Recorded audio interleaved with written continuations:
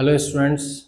मैं अभिषेक जांगीड़ आप सभी का फिर से स्वागत करता हूं अपने यूट्यूब चैनल पर। तो हमने पिछली क्लास में बेटा स्टार्ट कर दिया था फर्स्ट चैप्टर मैथ्स का 10th क्लास का वास्तविक संख्याएं। तो वास्तविक संख्याओं में हमने बेसिक इन्फॉर्मेशन तो ले ली थी। अब हमें उसके आगे जो पढ़ना था बेटा वो हमें पढ़ना था परिमेय संख्याएं पढ़नी थी बेटा।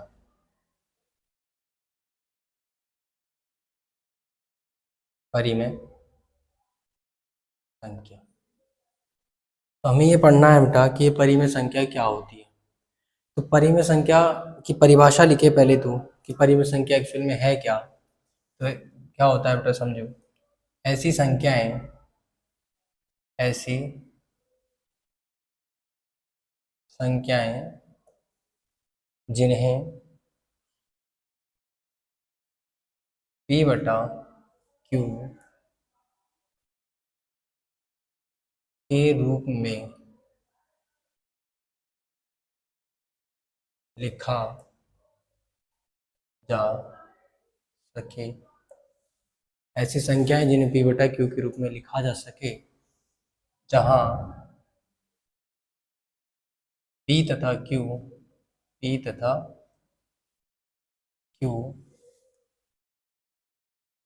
क्या हो बेटा, पूर्णांक संख्या हो।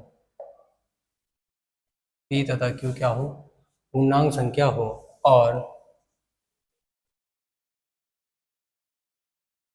q नॉट इक्वल्स टू 0, मतलब ऐसी संख्याएं जिन्हें हम किसके रूप में लिख सके बेटा, फ्रैक्शन मतलब भिन्न के रूप में लिख सके। ठीक है, मतलब डिवाइड के रूप में p अपॉन q के रूप में।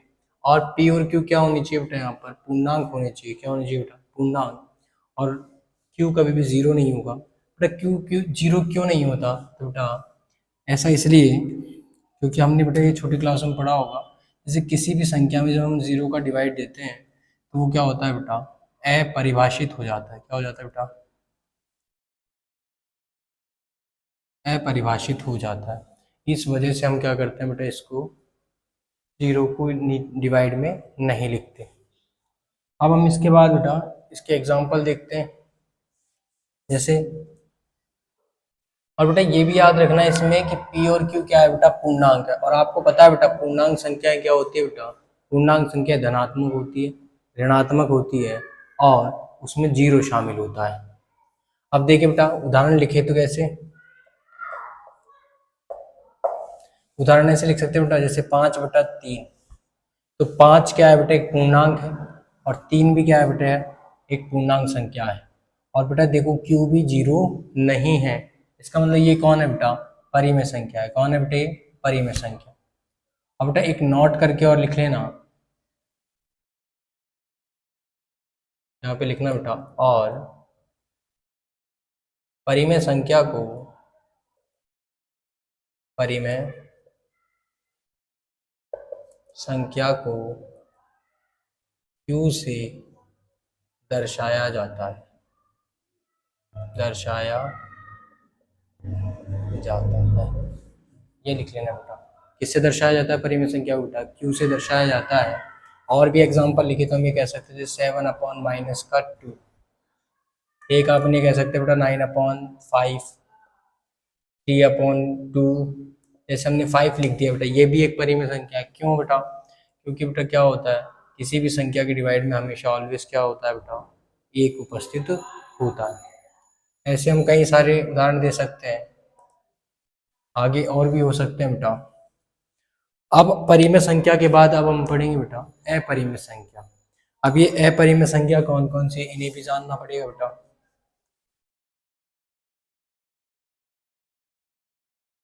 अपरिमेय संख्या, तो बेटा ये अपरिमेय संख्या कौन कौन सी होती है उन्हें जानना है अब हमें। तो मतलब ऐसी संख्याएं होती है बेटा, ऐसी संख्याएं जिन्हें p/q के रूप में नहीं लिखा जा सकता, नहीं लिखा जा सकता। ठीक है बेटा, मतलब जो परिमेय नहीं है ना बेटा, वही क्या है बेटा, अपरिमेय संख्या है। ठीक, अब इसके उदाहरण देखें। तो जैसे हम उदाहरण देख सकते हैं बेटा, कल हमने बताया था बेटा कि अशांत अनावर्ती दशमलव बताया था बेटा। अब ये जो अशांत अनावर्ती दशमलव है, इसमें देखो बेटा ऐसे लिखा था, √2 लिखा था बेटा, √3 लिखा था। मतलब रूट में आने वाले नंबर जो होंगे बेटा वो क्या हो जाएंगे यहाँ पर अपरिमेय संख्या। लेकिन विशेष बात क्या है बेटा, रूट में आने वाला हर नंबर अपरिभाज्य मतलब सॉरी अपरिमेय नहीं होता। ठीक, उनमें कुछ संख्याएं ऐसी होती है जो परिमेय भी होती है। ठीक है, जैसे हम √4 लिखेंगे बेटा, क्या लिखेंगे, √4। अब ये जो √4 है इसका मतलब क्या है बेटा, √4 को मैं 2 का स्क्वायर कह सकता हूँ बेटा, और 2 से क्या हो जाएगा, रूट कैंसिल आउट हो जाएगा और क्या आएगा हमारे पास रिजल्ट में 2 आएगा। इसका मतलब, और ये 2 कौन है बेटा, ये एक परिमेय संख्या है। क्या है बेटा, एक परिमेय संख्या। इसका मतलब ये समझ में आया बेटा कि रूट के अंदर एक ऐसा नंबर जो किसी का क्या हो बेटा, वर्ग हो, यदि वो किसी का वर्ग है तो बेटा वो क्या होती है, परिमेय संख्या होती है। इसका मतलब रूट के अंदर ऐसा नंबर नहीं आएगा जो क्या हो, किसी का वर्ग हो। तो √4 नहीं आएगा, फिर √5 आ सकता है बेटा, √6, √7। अच्छा, ऐसे एग्जाम्पल आ जाएंगे रूट्स वाले। और बेटा एक सबसे इंपॉर्टेंट एग्जाम्पल है, कौन सा, जैसे अपन ये लिख सकते हैं बेटा पाई। क्योंकि बेटा हमने ये पढ़ा था कि पाई की जो वैल्यू होती है बेटा वो 3.1415 ऐसे इनफाइनाइट तक होती है। और ये कौन है बेटा, अशांत अनावर्ती दशमलव वाली संख्याएं हैं। जब ये अशांत अनावर्ती दशमलव वाली संख्या है तो वो कौन होगी, अपरिमेय होगी। तो इसको भी याद रखना बेटा, पाई की जो वैल्यू होती है ना वो 22/7 नहीं होती। पाई की वैल्यू 22/7 नहीं होती, ये बात आप याद रखें। अब बेटा इसमें एक बात और याद रख सकते हैं, नोट करके याद रख लो अपरिमेय संख्या पहचानने के लिए। हम ये कह सकते हैं ना बेटा कि जितनी भी अशांत अनावर्ती दशमलव की संख्याएं सभी क्या होती है, अपरिमेय। हम ये कह सकते हैं अशांत अनावर्ती दशमलव वाली सभी संख्याएं क्या होती है बेटा, अपरिमेय संख्या होती है। अपरिमेय संख्या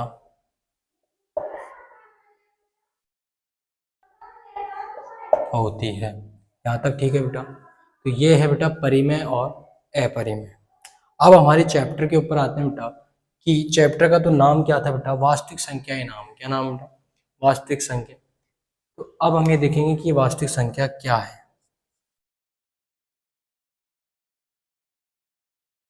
वास्तविक संख्या, अब बेटा इसे ये भी याद रख लेना, इसे किससे दर्शाया जाता है, अपरिमेय संख्या को बेटा q की पावर c से दर्शाया जाता है, या फिर q डैश, या तो q डैश लिख दो या q की पावर c लिख दो, इनसे दर्शाया जाता है बेटा इसको ना। तो ये भी याद रखिए इसमें।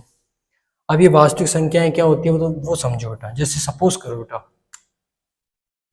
मैंने सभी संख्याओं का क्या ले लिया, पूरा का ग्रुप ले लिया, मतलब जितनी भी संख्याएं हैं बेटा सब ले लिया हमने। सपोज जैसे मेरे पास ये कोई क्या है, ग्रुप है, इसमें जितनी भी संख्याएं आती है सब की सब ले लें। अब हमने क्या किया बेटा, इसके दो पार्ट कर दिए बेटा। कितने पार्ट कर दिए, दो। जैसे सपोज यहाँ से कर दिया मैंने ऐसे पार्ट, तो मैंने सपोज एक पार्ट को क्या नाम दे दिया, परिमेय संख्या नाम दे दिया बेटा। क्या नाम है, परिमेय संख्या। और एक पार्ट कौन है बेटा, अपरिमेय संख्या। मतलब ये तो है क्यू डैश या क्यू सी, और ये है बेटा क्यू। मतलब ये कहना चाह रहे हैं कि संख्याओं के दो हिस्से, पहला परिमेय और दूसरा अपरिमेय, दो हिस्से। उन दोनों हिस्सों को हमने क्या कर दिया बेटा, सेपरेट कर दिया अलग अलग। लेकिन जब हम इन दोनों को एक साथ कंबाइन करेंगे बेटा, ग्रुप बनाएंगे इन दोनों का, तो वो जो बनेगा वो कौन बनेगा बेटा, ये बनेगा वास्तविक संख्या। क्या बनेगा बेटा, वास्तविक संख्या। तो यहां से परिभाषा क्लियर हो गई बेटा, परिमेय तथा परिमेय तथा अपरिमेय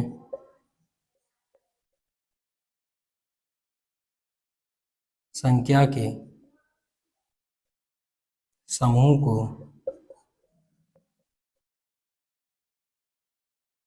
वास्तविक संख्या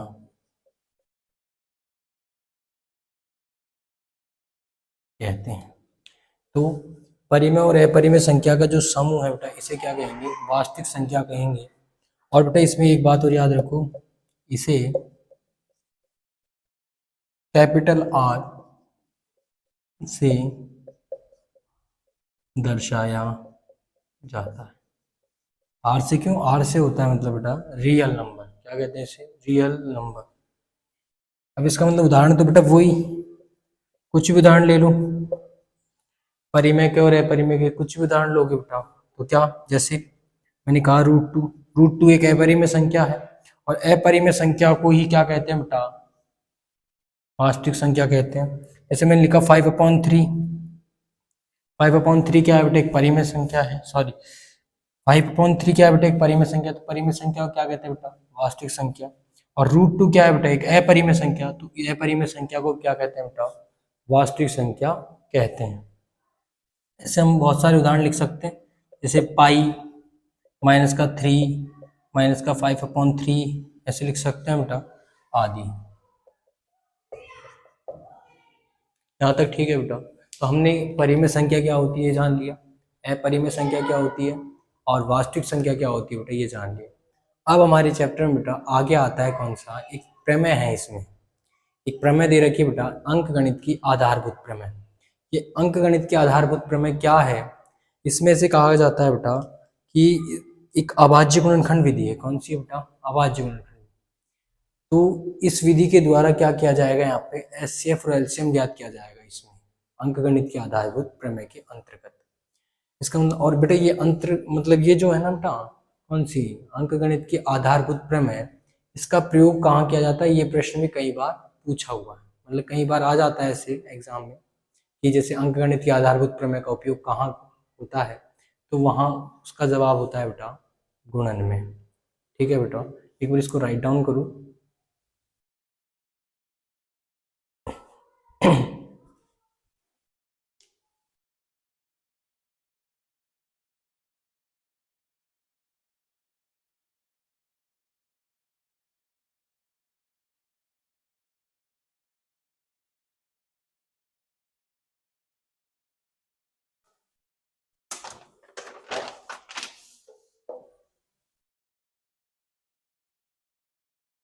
हाँ जी बेटा, अब हम आगे स्टार्ट करते हैं, इसके आगे का पढ़ते हैं बेटा।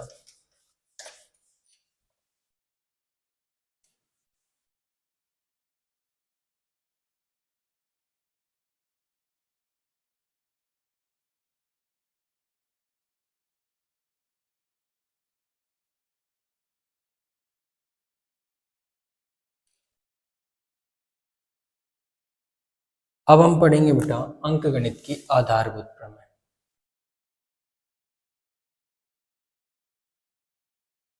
अंकगणित की आधारभूत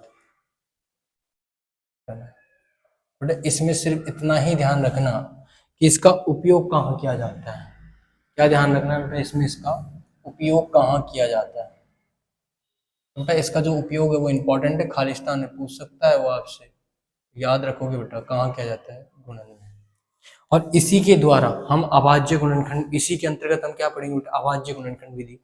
और उसके द्वारा हम गुणनखंड करना सीखेंगे संख्याओं की, और फिर उसके द्वारा ही हम एचसीएफ और एलसीएम ज्ञात करना सीखेंगे। जैसे बेटा अब इसके बाद हम पढ़ते हैं कौन सी? अभाज्य गुणनखंड विधि। अभाज्य गुणनखंड विधि।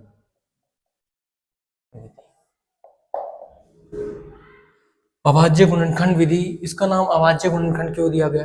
क्योंकि बेटा जब भी हम किसी संख्या के गुणनखंड करेंगे तो वो हमेशा अभाज्य संख्याओं से ही क्या करना होगा? उसमें भाग देना होगा। ठीक है, अब जैसे बेटा हम पहले तो यही सीखते हैं कि फैक्टर कैसे करें, मतलब गुणनखंड कैसे करें। तो आपकी एक्सरसाइज है बेटा, फर्स्ट एक्सरसाइज में 1.1 जो है उसमें फर्स्ट क्वेश्चन यही दिया है बेटा। पहला प्रश्न ये दे रखा है बेटा कि निम्नलिखित संख्याओं के क्या करना है, आपको गुणनखंड ज्ञात करना है, अभाज्य गुणनखंड ज्ञात करो। ठीक बेटा, अब हम एक दो क्वेश्चन सॉल्व करके देखते हैं बेटा और सीखते हैं कि गुणनखंड कैसे ज्ञात किए जाते हैं। देखिए बेटा, पहला प्रश्न है और उसका पहला ही क्वेश्चन क्या दे रखा है वो देखिए। तो पहला प्रश्न दे रखा है बेटा कि 140 के हमें क्या ज्ञात करने हैं बेटा, अभाज्य गुणनखंड ज्ञात करने। किसके बेटा, 140 के अभाज्य गुणनखंड हमें ये ज्ञात करना है बेटा। तो 140 के अभाज्य गुणनखंड ज्ञात करना है। तो 140 के गुणनखंड ज्ञात करने के लिए हम क्या करेंगे बेटा, देखो सबसे पहले ये 140 लिखा बेटा, अब हमें इसमें भाग देना है बेटा। क्या करना है, भाग देना है। अब बेटे देखना, भाग भी उसी का देना जो क्या हो, अभाज्य संख्या हो। और हमने पिछली क्लास में पढ़ा था बेटा कि अभाज्य जो संख्याएं होती है कौन सी बेटा, अभाज्य संख्याएं कौन कौन सी होती है, जैसे 2, 3, 5, 7, 11, 13, 17, 19, 23, 29, 31, 37, ऐसे इनफाइनाइट तक जाएगी बेटा ये तो आगे तक। तो मतलब भाग हमेशा इनसे ही देना है बेटा। अब देखते हैं। अब और हमने बेटा ये भी पढ़ा था कि 140 जो है वो सम संख्या है। क्या है बेटा, सम संख्या। ठीक, क्योंकि हमको पता है बेटा सम संख्या वो होती है जिसमें 2 का भाग चला जाए। अब बेटा यहाँ एक बात और ध्यान दे कि एकमात्र 2 ऐसी संख्या है जो क्या है बेटा, अभाज्य संख्या होने के साथ साथ क्या है बेटा, एक सम संख्या भी है। तो सम संख्या में हमेशा सम संख्या का ही भाग जाता है बेटा। 140 में जब हम 2 का भाग देंगे तो बेटा ये कितनी बार जाएगा, 70 बार जाएगा। फिर 70 भी क्या है बेटा, एक सम संख्या, और सम संख्या में फिर 2 का भाग देंगे तो बेटा फिर जाएगा ये 35 बार। अब 35 बेटा जो है लास्ट, अब आप ये देखो 35 में किसका भाग जाता है, तब आप 2 का नहीं जा रहा, अब 3 का चेक कर लो, 3 का भी नहीं जाएगा। फिर हम चेक करेंगे बेटा किसका, 5 का। और जब हम 5 का भाग देंगे बेटा तो 5 का डिवाइड इसमें चला जाएगा। कितनी बार जाएगा बेटा, 7 बार। और फिर 7 में भाग देंगे तो 1 बार। तो हम ये कह सकते हैं बेटा 140 के जो गुणनखंड आए वो क्या है, देखो 2 गुना 2 गुना 5 गुना 7। और इसी को थोड़ा और अच्छे से लिखे तो बेटा ऐसे भी लिख सकते हैं, 2 कितनी बार है बेटा, 2 बार, तो पावर लगा दो 2, 5 गुना 7 ऐसे लिख सकते हैं। और बेटा एक बात और ध्यान दें, यहाँ कई बार एमसीक्यू में भी क्वेश्चन पूछ लिया जाता है। कैसे पूछता है सुनो, ऐसे पूछ लेगा बेटा कि अभाज्य गुणनखंडों की संख्या बताओ। क्या बताओ बेटा, अभाज्य गुणनखंडों की संख्या। एक तो ये पूछ लेगा, एक पूछ लेगा बेटा, एक तो ये वाला क्वेश्चन पूछेगा बेटा, और एक पूछेगा विभिन्न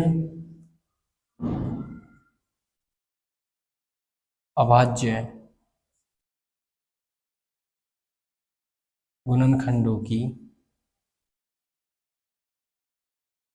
संख्या। ये 2 क्वेश्चन पूछ सकता है बेटा। जब बेटा आपसे अभाज्य गुणनखंडों की संख्या पूछ ले तब आपको ये देखना है कि गुणनखंड कितनी बार हुआ, मतलब उसके कितने फैक्टर आए। तो बेटा देख काउंट करो, 1, 2, 3, 4। अभाज्य गुणनखंडों की संख्या कितनी हो गई बेटा, 4 हो गई। कितनी हो गई बेटा, 4।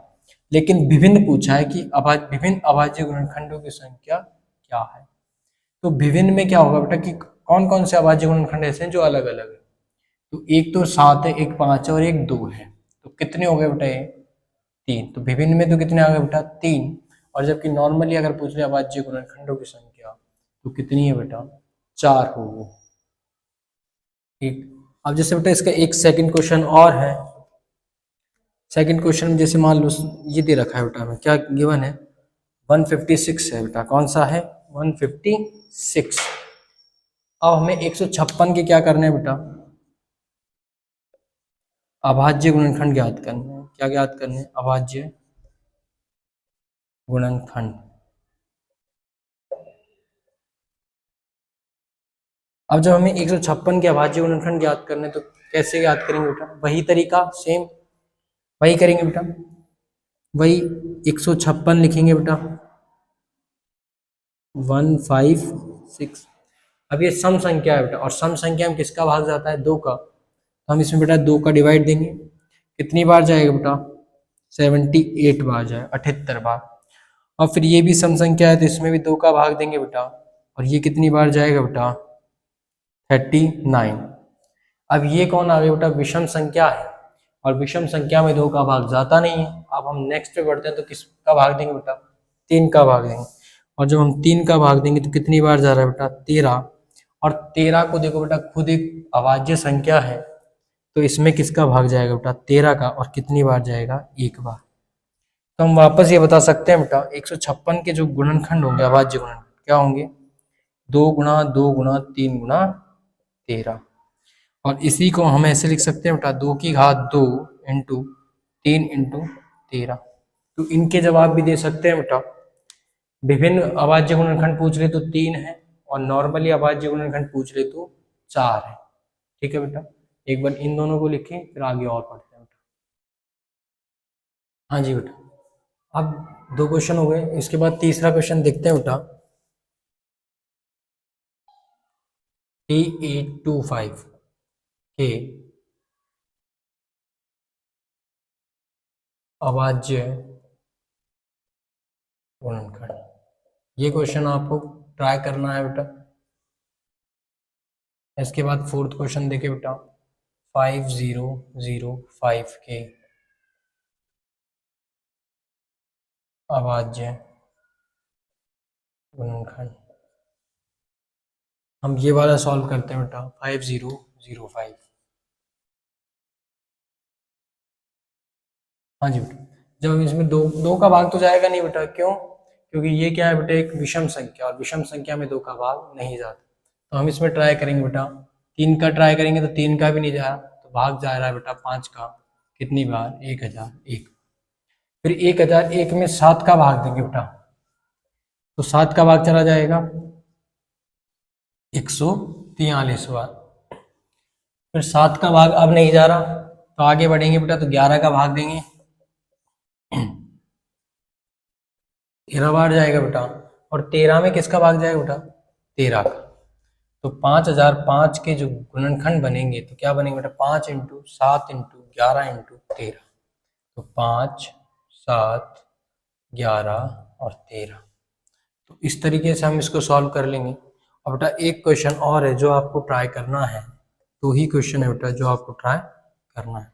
कौन सा क्वेश्चन है बेटा? वो 7429 की अभाज्य गुणनखंड ज्ञात करें। ये भी आपको क्या करना है बेटा? ट्राई करना है। ठीक, तो बेटा फर्स्ट क्वेश्चन अपना कंप्लीट हो गया है। अब हम सेकंड क्वेश्चन करते हैं बेटा, जहां हमें एचसीएफ और एलसीएम पता करना है। और इसको राइट डाउन करो बेटा।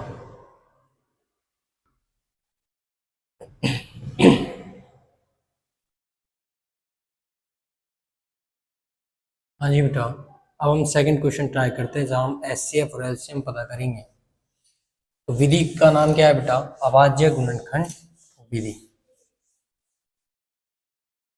अब हम क्वेश्चन नंबर सेकंड, इसका फर्स्ट क्वेश्चन ट्राई करते हैं। और बेटा इसमें एक बात याद रखो, एचसीएफ और एलसीएम पता करना। अब उसके लिए पहले देखो बेटा कैसे ज्ञात करते हैं। पहला क्वेश्चन ये बेटा, 26 तथा 91, इनका हमें एचसीएफ और एलसीएम पता करना है। 26 और 91 का एचसीएफ एलसीएम पता करने के लिए वही अभाज्य गुणनखंड विधि का इस्तेमाल करेंगे। तो हम पहले बेटा क्या कर लेंगे? 26 के गुणनखंड कर लेंगे। क्या कर लेंगे बेटा? गुणनखंड। 26 एक सम संख्या होती है, इसलिए किसका भाग चला जाएगा? 2 का। तो हमने किसका भाग दे दिया बेटा? 2 का भाग। 13 बार गया, और 13 भी खुद एक अभाज्य संख्या है, तो 13 में किसका भाग जाएगा बेटा? 13 का। तो 26 के गुणनखंड हो गए 2 इंटू 13। फिर हम 91 के भी गुणनखंड करेंगे, तो 91 में भाग जाता है बेटा 7 का। कितनी बार जाएगा बेटा? 13 बार। और फिर 13 में 13 का भाग।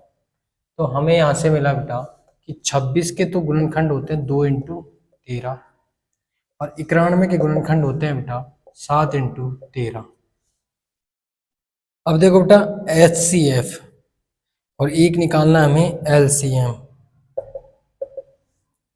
तो HCF का फुल फॉर्म होता है बेटा हाईएस्ट कॉमन फैक्टर, मतलब महत्तम समापवर्ती होता है बेटा। और जबकि LCM का फुल फॉर्म होता है बेटा लोएस्ट कॉमन मल्टीपल, मतलब लघुत्तम समापवर्ती। तो हाईएस्ट कॉमन फैक्टर मतलब सबसे बड़ी, मतलब बड़ी से बड़ी संख्या क्या ले बेटा इसमें कॉमन। तो जो कॉमन आ रहा है बेटा इसमें दोनों में क्या कॉमन आ रहा है 13। तो हमने HCF क्या हो गया बेटा इसका 13, इसका HCF हो गया। अब हम क्या करेंगे LCM लिखना है बेटा। हमने जो HCF को सेलेक्ट किया है ना बेटा इसको छोड़ दो थोड़ी देर की, और बाकी जितने भी नंबर्स हमें दिखाई दे सबको क्या कर लो मल्टीपल। तो 2 इंटू में 7, और लास्ट में बेटा HCF को मल्टीपल कर दो। लास्ट में किसको मल्टीपल कर दो HCF को। यही क्या है बेटा हमारा LCM हो जाएगा। और ये गुणा करने पर कितना आ गया बेटा 182 आ गया बेटा। कितना आ गया 182। दूसरा तरीका ऐसे भी निकाल सकते हो बेटा LCM कि जैसे अपन ऐसे करते हैं दोनों में कॉमन, जैसे अलग अलग ले लो बेटा, जैसे 2 7। अब जैसे जो कॉमन है बेटा उसमें जो सबसे छोटा नंबर, सॉरी LCM में तो क्या है बेटा सबसे वो बड़ा नंबर लेना होता है। LCM में क्या लेना होता है बेटा सबसे बड़ा नंबर। तो दोनों में कौन है एक एक बार ही है तो एक ही बार लेना है। ये सपोज करो अगर यहाँ 2 बार होता तो मैं कौन सा लेता बेटा, मैं 2 बार ही सेलेक्ट किया होता है यहाँ पे। ठीक, अभी कितनी बार है बेटा एक बार, तो हमने कितनी बार लिया एक ही बार सेलेक्ट करना है इसे। ठीक, अब एक क्वेश्चन और ट्राई करते हैं बेटा इसका। इसका सेकंड क्वेश्चन ट्राई करते हैं। और इसका जो सेकंड क्वेश्चन है बेटा वो है 510 और 92, 510 तथा 92। अब हमें इसे भी सॉल्व करना है बेटा। ठीक, अब हम इसमें वही काम करेंगे बेटा। पहले 510 के क्या कर लेंगे गुणनखंड कर लेंगे। तो 510 बेटा एक सम संख्या है, सम संख्या है तो किसका भाग जाएगा 2 का। तो इसमें 2 का डिवाइड दे दो बेटा, कितनी बार जाएगा 255। फिर ये क्या है बेटा इसमें 3 का डिवाइड देते हैं बेटा, कितने का 3 का। तो कितनी बार जाएगा बेटा 85 बार। फिर 5 का डिवाइड देंगे, ये कितनी बार जाएगा बेटा 17 बार। और 17 में किसका डिवाइड जाएगा बेटा 17। फिर हम 92 का ट्राई करेंगे। 92 जो है बेटा 92 जो है एक सम संख्या है, और सम संख्या में 2 का भाग जाता है, तो यहाँ किसका भाग देंगे 2 का। कितनी बार जाएगा बेटा 46 बार। और 46 भी एक सम संख्या है बेटा, तो फिर 2 का भाग देंगे और 23 बार जाएगा। और 23 खुद कौन है बेटा एक अभाज्य संख्या, 23 में 23 का भाग जाएगा। अब यहाँ क्या करेंगे वो सुनिए बेटा। जैसे 510 के गुणनखंड हो गए बेटा 2 इंटू 3 इंटू 5 इंटू 17, और 92 के गुणनखंड हो गए बेटा 2 इंटू 2 इंटू 23। अब हमें HCF और LCM लिखना है हाईएस्ट कॉमन फैक्टर और लोएस्ट कॉमन मल्टीपल। अब हमें ये लिखना है बेटा। अब HCF लिखने का वही तरीका होता है बेटा, कौन सा, कि जो कॉमन आ जाए। तो कॉमन बेटा कौन आ रहा है, तो इसमें 2 कॉमन है और कुछ भी कॉमन नहीं है बेटा, इसलिए HCF कितना हो गया 2 हो गया। HCF कितना हो गया 2।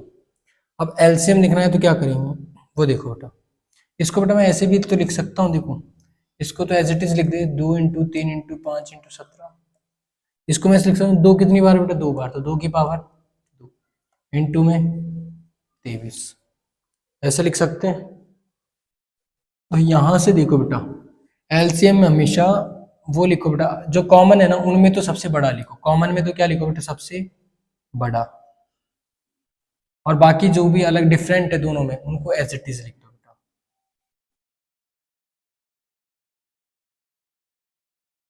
ठीक, अब हमें इन्हें क्या करना है बेटा गुणा करना है।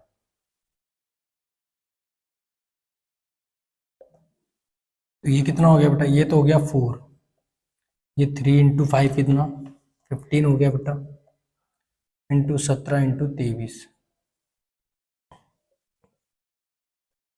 ये हो गया बेटा 60 इंटू 17 इंटू 23। ये कितना हो जाएगा बेटा 17 को इससे गुणा करेंगे तो 1020 इंटू 23 और जब बेटा हम इसे गुणा करेंगे तो ये आएगा बेटा 0, 46,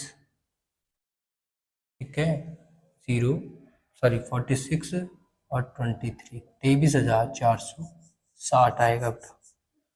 गुणा करने पर कितना आएगा बेटा? 23,460। तो हमने बेटा 2 क्वेश्चन देख लिए, इसके सेकंड की भी एक क्वेश्चन और है, उसे भी ट्राई करते हैं। एक बार इसे राइट डाउन करो।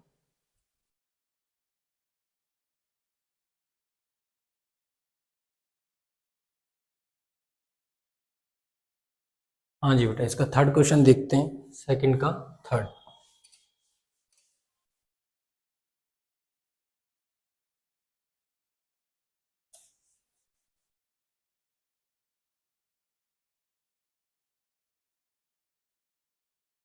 थर्ड क्वेश्चन है बेटा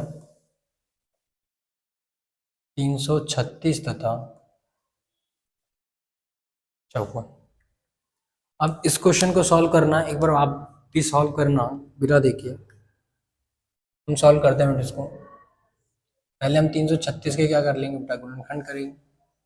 एक सम संख्या है तो 2 का भाग दे देते हैं, 168। फिर सम संख्या फिर 2 का भाग देंगे, फिर सम संख्या है तो फिर 2 का भाग देंगे, फिर सम संख्या है तो फिर 2 का भाग देंगे। अब 21 जो है एक विषम संख्या, इसमें भाग जाएगा किसका बेटा? 3 का। 7 फिर 7 में 7 का। ऐसे ही बेटा 54 में किसका भाग जाएगा? 2 का 27 बार, फिर 27 में 3 का, कितनी बार बेटा? 9 बार। फिर इसमें 3 का जाएगा बेटा। तो इसके फैक्टर इस तरीके से। अब 336 में बेटा फैक्टर देखो क्या क्या आ रहे हैं, 2 इंटू 2 इंटू 2 इंटू 2 और 3 इंटू 7। और 54 के जो फैक्टर आए बेटा वो कौन आए? 2 इंटू 3 इंटू 3 इंटू 3। अब हमें इसके बेटा एचसीएफ लिखना है। क्या लिखना है? एचसीएफ, और एक लिखना है हमें एलसी। एचसीएफ, और बेटा इसको थोड़ा और अच्छे से लिखे तो ऐसे भी लिख सकते हैं, 1 2 3 4 बार है 2, तो 2 की पावर 4 इंटू 3 इंटू 7। इसको क्या लिख सकते हैं बेटा? 2 इंटू 1 2 3 बार है 3, तो 3 की पावर 3। तो देखो बेटा कॉमन ढूंढो। कॉमन क्या है बेटा? एक तो 2 कॉमन है और एक 3 कॉमन है। 2 कॉमन है और 3 कॉमन है, वो तो हो गया एचसीएफ। कितना आ गया बेटा? 6। एलसीएम देखें तो बेटा, एलसीएम के लिए हम क्या कहेंगे? देखो एलसीएम में हमेशा इनमें देखा करो बेटा, इनमें क्या होता है, जो सबसे बड़ी नंबर हो। कॉमन में तो वो देखो जो सबसे बड़ा हो। तो 2 इधर तो है 2 की पावर 1, इधर है 2 की पावर 4, तो बड़ा कौन है बेटा इन दोनों में? तो ये बड़ा है, तो ये तो चला जाएगा एलसीएम। अब इसको लेने की जरूरत नहीं सेलेक्ट करने। अब 3 में देखो बेटा, ये बड़ा है कि ये बड़ा है? इसमें पावर 1, इसमें पावर 3, तो कौन बड़ा बेटा? 3 की पावर 3। और 7 तो सिंगल, तो इसको तो इसमें ऐड करना है, मतलब मल्टीपल करना ही पड़ेगा। 2 की पावर 4 का मतलब हो गया बेटा 16, 3 की पावर 9 का मतलब हो गया बेटा 27 इंटू में 7। अब इन्हें गुणा करेंगे बेटा, 16 इंटू ये हो गया 9 4 189। अब 189 को 16 से मल्टीपल कर लो बेटा, कितना आएगा बेटा? 5 से 48 और 5 53, 6 5 11, 189 4 2 0 तो मल्टीपल करने पर आया बेटा 3024, 3024। ये इसका क्या है बेटा? एलसीएम है। तो हमने बेटा एलसीएम भी पता कर लिया और एचसीएफ भी हमने पता कर लिया बेटा। तो और बेटा ये सबसे इंपॉर्टेंट क्वेश्चन होते हैं, एचसीएफ और एलसीएम पता करना एग्जाम में आता ही है। ठीक है बेटा, अब हम इसके आगे बेटा नेक्स्ट क्लास में देखेंगे, जहाँ हम थर्ड क्वेश्चन से स्टार्ट करेंगे। तो आज के लिए इतना ही। Thank you.